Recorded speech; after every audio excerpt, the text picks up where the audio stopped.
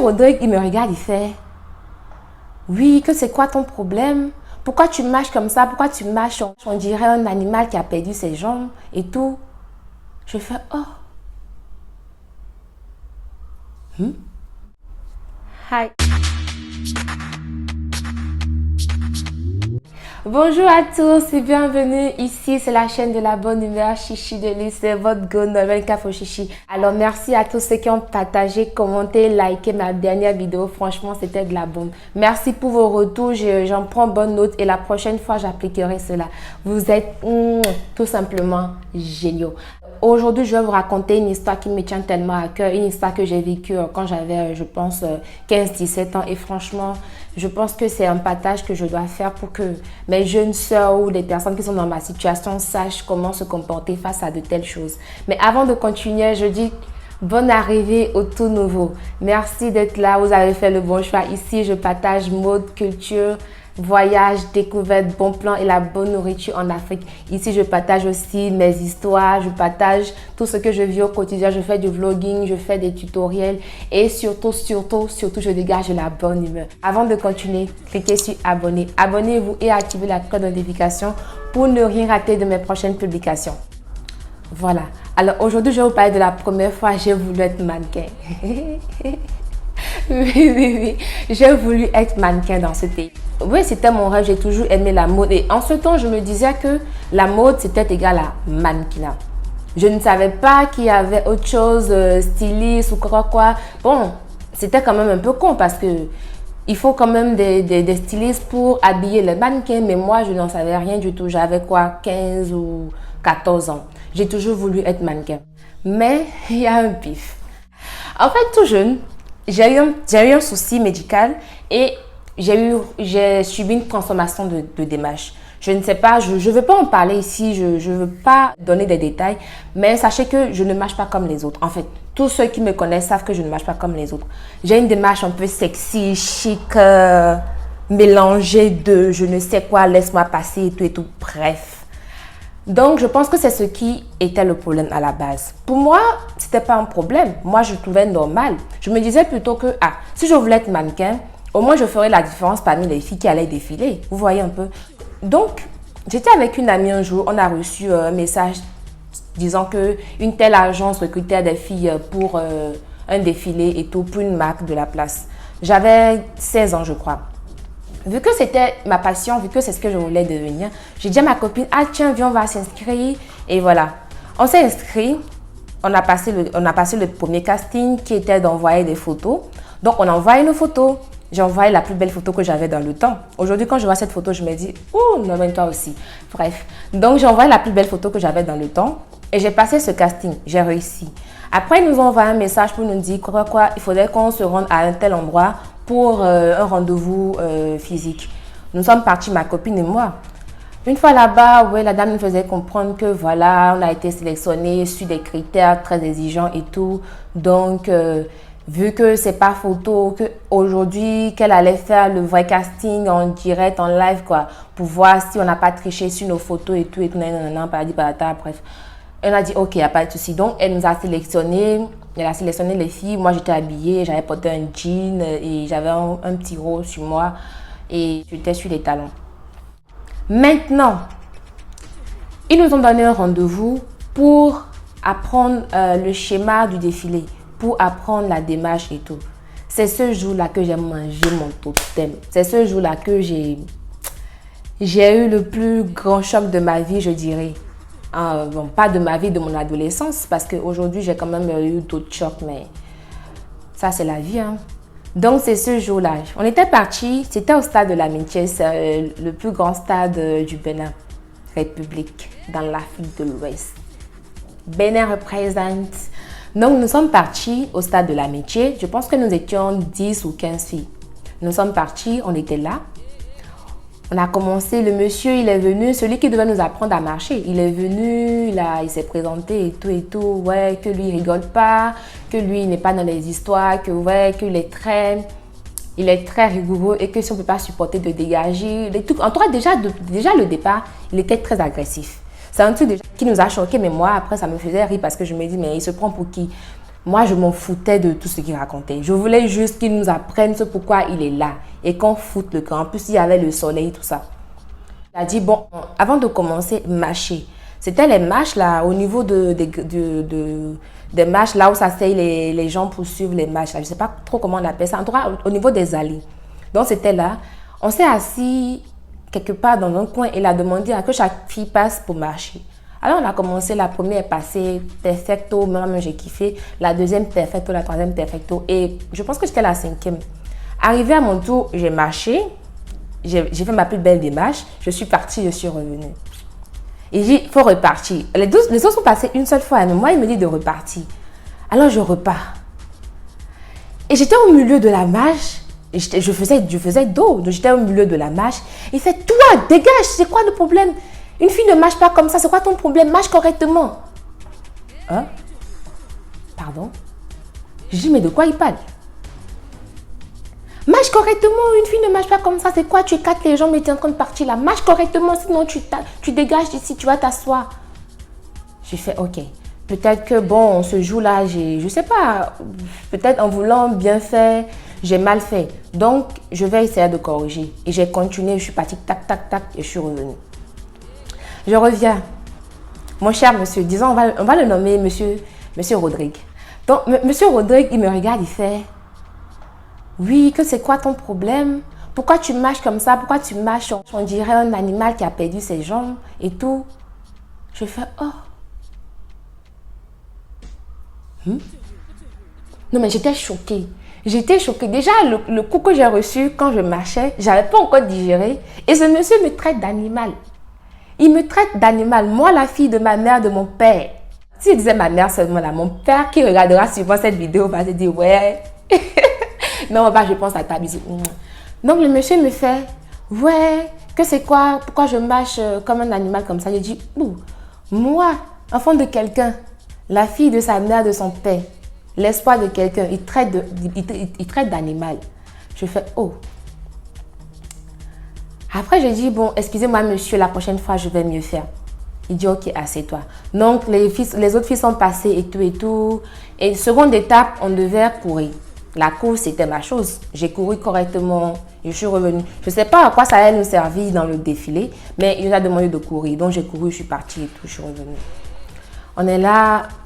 Le soir, je rentre chez moi, il m'envoie un message pour dire, écoute, Nolwenn, ce qui s'est passé aujourd'hui, faudrait que demain ça change parce que on n'a pas assez de temps pour t'apprendre à marcher. C'est pas ici qu'on t'apprendra à marcher. Donc, faudrait que tu te corriges ou je te remplace. Si tu ne peux pas, dis-moi, je te remplace tout de suite parce qu'on n'a pas le temps. Je dis, ok, monsieur, demain, je ferai de mon mieux. Le lendemain, je suis venue. Donc, on est arrivé, on a commencé, on a mangé, on causait avec les filles. Certaines filles se sont approchées de moi pour me dire, ah, écoute, désolé pour hier, il ne devait pas te dire ça. Mais bon, comme tu l'as pris positivement, c'est bon. Moi, je suis d'abord une personne très positive. C'est un truc que j'ai développé depuis toute petite, je dirais. Depuis l'âge de 12 ans, quand je reçois un choc, quand j'ai une histoire qui me dépasse, moi, je prends positivement. Je me dis, demain, un autre jour, ou bien le meilleur reste à venir. Et jusqu'à présent, ça me sert beaucoup mentalement. Je suis forte sur certains points mentalement et j'espère pouvoir être de plus en plus forte mentalement, psychologiquement face à des situations plus terribles que ça. Revenons à notre histoire. Donc le monsieur, il est venu, d'abord il était en retard. Il nous a laissé sous le soleil. Il s'amène, il fait ouais, que voilà, on commence la journée. Et il fait tac, Nolwenn. Il commence par moi. Moi j'étais cinquième hier, aujourd'hui il commence par moi. Il fait Nolwenn, va marcher. Je commence à marcher, j'ai fait à peine 4 pas, il fait dégage, dégage, dégage. Il fait quoi?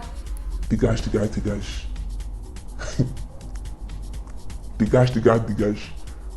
Dégage, dégage, dégage, dégage. D'abord, j'ai reçu le message en accéléré. Après, j'ai reçu en slowly motion. Et là, franchement, j'en pouvais plus. Ah ouais. Ah ouais, j'en pouvais plus. Je suis revenue et je lui ai dit, mais monsieur, qu'est-ce qui se passe? Qu'est-ce que j'ai fait? Vous ne pouvez pas me dire ce qu'il y a. Il dit, ouais, tu ne marches pas bien, tu as une démarche pas du tout jolie. Et franchement, moi, je ne suis pas prendre une telle fille pour un défilé. Jamais. Je fais, ah bon? Et vous ne pouvez pas m'apprendre comment ça se passe et tout. Il fait, non, non, non, je n'ai pas ce temps. Je dis, ok. Mais monsieur, un jour, je vous dis bien, un jour, vous allez me revoir. que ça soit dans la mode ou dans autre chose, et vous aurez besoin de moi. Mais moi, je ne vais pas vous traiter de la manière dont vous me traitez, mais je vous traiterai bien. Mais j'espère que ce jour, vous allez vous rappeler de moi, parce que moi, je ne vais pas oublier votre visage.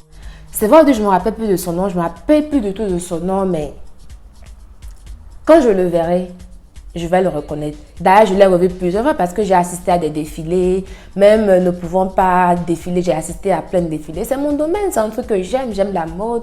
J'ai assisté à des défilés, j'ai soutenu des amis stylistes et tout. J'ai soutenu des amis mannequins et tout. Et ce monsieur, il est très, très reconnu dans ce monde. Il est très présent dans le monde de la mode au Bénin. Donc, j'espère que le jour-là viendra. Je lui dirai, à tel endroit, à telle date, vous m'avez fait telle chose. Est-ce que vous vous rappelez? Est-ce que vous vous rappelez de ce que je vous ai dit? Alors c'est le jour. Et voilà ce que je vous dis aujourd'hui. Voilà, quand je lui ai dit ça, j'ai pris mon sac et je suis partie. Je ne pouvais plus rester là. J'avais plus rien à faire là, donc moi je suis partie. Donc après, ma copine me racontait que oui, que les filles se sont fâchées, que les filles l'ont dit qu'ils ne devaient pas me traiter comme ça et qu'ils devaient plutôt m'apprendre à marcher et tout et tout. Je pense qu'à un moment quand même, il a eu un remords, mais il ne savait plus quoi faire. Et moi j'étais déjà partie, donc après, je m'en fous.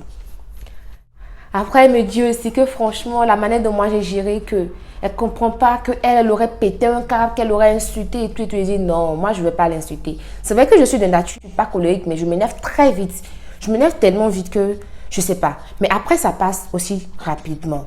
Donc, le jour, j'ai gardé mon sang-froid. Le jour, j'ai gardé mon sang-froid. Je ne savais pas ce qui s'est passé. Mais j'étais zen, j'étais tranquille.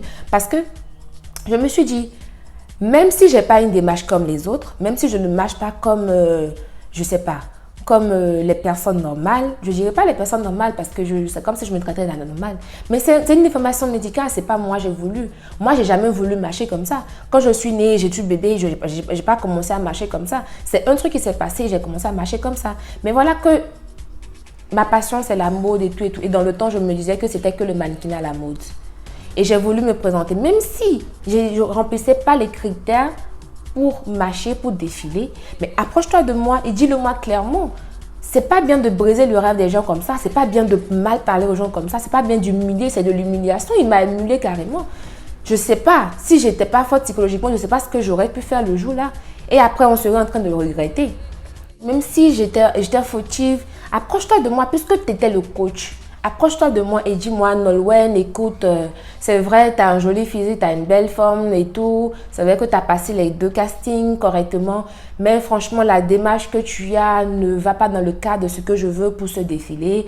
Écoute, je vais devoir te remercier. Pour la prochaine fois, on verra comment faire travailler ensemble. Ou même s'il ne veut pas travailler avec lui, mais au moins me dire un truc poli. Parce que je suis quand même un être humain, me dit un truc poli. C'est pas la peine de mal me parler, d'humilier devant tous les gens comme ça. Ça se fait pas. Ça se fait pas dans la vie. Peut-être que ouais, il se croyait déjà trop haut. Ouais, il se dit bon, c'est lui le meilleur chorégraphe ou le meilleur coach du mannequinat au Bénin. Donc, mais franchement, je pense que ouais, le mec, il aurait pu gérer mieux quoi. Il aurait pu gérer mieux. Moi, qu'est-ce que j'ai fait après? Quand je suis rentrée chez moi, j'ai pleuré. J'ai pleuré toutes les larmes de mon corps.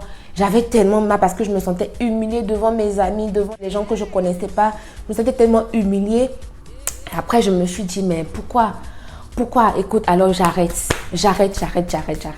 Plus de mode, plus de mannequinat, plus rien, j'arrête. Parce que franchement, si ce monde c'est comme ça, j'en veux plus. Donc effectivement, j'ai arrêté. J'ai continué avec les jobs d'hôtesse et tout. Là, ça allait, ça gérait. J'avais pas à marcher devant quelqu'un. J'avais juste à servir, à accueillir. Point barre. Donc j'ai géré ça jusqu'à mes 19 ans. Mais à mes 20 ans, je me suis dit, ben écoute, mais c'est ta passion. Parce que la chose, ça revenait à chaque fois. Quand je voyais une création, quand je voyais un truc, j'étais waouh, j'étais très émue, ça me prenait. Vous voyez, quand tu es passionné par un truc, ça te prend la tête, tu sais pas quoi faire. Après, je me suis dit, ok, voilà, tu peux pas être mannequin. Voilà, tu n'es pas forte en création. Qu'est-ce que tu peux faire? Tu as un diplôme en marketing et action commerciale. Dans le temps, j'avais une licence en marketing et action commerciale. Non, qu'est-ce que je raconte? Dans le temps, je pense que je travaillais quelque part. Je n'avais pas encore mon diplôme, mais quand même, je savais vendre, je savais bien faire les choses parce que j'avais beaucoup de petits jobs dans ce domaine de marketing et tout. Je dis, bon, ok, pourquoi ne pas vendre alors pour une créatrice ou pourquoi ne pas vendre un truc mode Voilà, pourquoi ne pas être vendeuse? Donc j'ai commencé à vendre, j'ai commencé à aider des amis créateurs à vendre et tout et tout. Et là, petit à petit, j'ai commencé à retrouver ma passion pour la mode, ma passion pour ci, pour ça, pour ci, pour ça. Je sais exactement la touche que j'apporterai à la mode aujourd'hui. Franchement, ça m'a mis du temps, mais je me suis dit que si je m'étais laissé aller, ce monsieur, il allait briser mon rêve pour de bon. Mais comme on le dit, un rêve, c'est un rêve, vous savez. Peu importe ce qui se passe, peu importe ce que quelqu'un vous fait, si quelqu'un vous dit que vous n'êtes pas capable de faire quoi que ce soit, si la personne vous humilie ou vous montre que vous n'avez pas le droit d'être là, montrez-vous que vous pouvez être là. Même si vous ne voyez plus cette personne, prouvez-vous à vous-même que vous pouvez être là. Déjà que vous savez que c'est votre passion, que c'est un truc que vous voulez faire, foncez tout droit. Ne laissez personne briser vos rêves. Ne laissez personne vous dire que vous ne pouvez pas. Vous allez vivre des humiliations, vous allez vivre des choses, vous allez pleurer, vous allez tomber, vous allez vous relever immédiatement et rapidement. Pour montrer à tous ceux qui n'auront pas cru en vous que vous êtes capable de faire ce que vous voulez. C'est vrai, aujourd'hui, je ne suis pas mannequin. En temps, j'ai été mannequin photo. J'ai fait des photos pour des créateurs et tout. C'était très, très intéressant. J'ai plus de photos, malheureusement. Je ne sais pas, je vais chercher sur le net pour voir si je peux retrouver ou demander à ces personnes-là. Mais j'espère retrouver, sinon, c'est pas grave. Donc, c'est vrai que ce n'est plus dans le mannequinat que je suis. Mais aujourd'hui, quand même, je suis en plein dans la mode. Je suis en plein dans la mode, je parle de culture, voilà, j'ai une chaîne YouTube, je parle de mode, j'ai un blog sur lequel je parlerai de mode et au quotidien, je partage, je suis conseillère looking, j'ai des amis, je fais ci, je fais ça, je fais plein de choses. Ce monsieur n'a pas détruit mon rêve, c'est vrai, il a stoppé, mais il n'a pas détruit mon rêve. Ne laissez personne vous dire que vous ne pouvez pas y arriver, foncez tout droit. Attachez vos ceintures parce que ça va être dur, ça va bousculer. Vous allez pleurer, vous allez tomber, mais jamais n'abandonner. Relevez-vous rapidement et continuez. Relevez-vous et recommencez. Si ce côté n'est pas bon, attaquez l'autre côté. Si ce point n'est pas très droit, attaquez le point qu'il faut pour aller tout droit. Donc voilà ce que je voulais partager avec vous aujourd'hui. J'espère que vous avez aimé cette vidéo. Si tel est le cas, abonnez-vous, activez la cloche de notification pour ne rien rater de mes prochaines vidéos. Je vous invite vraiment à commenter, liker, dites-moi ce que vous en pensez, faites-moi part de vos témoignages, ce que vous avez vécu, dites-moi comment vous avez géré ça. C'est très important que nous sachions comment ça se passe chez les autres aussi. Alors pour ma prochaine vidéo, j'ai lancé un questionnaire. Je voudrais avoir votre avis, ce que vous connaissez sur la mode béninoise. Donc je laisserai dans la description un lien que vous pouvez cliquer pour y accéder. S'il vous plaît, répondez, c'est très important pour moi. Je vous le demande de fond de mon cœur. Pitié, répondez. Donc, je vous dis à la prochaine, ma prochaine vidéo. En attendant, prenez soin de vous. Je vous aime gros comme ça. À bientôt!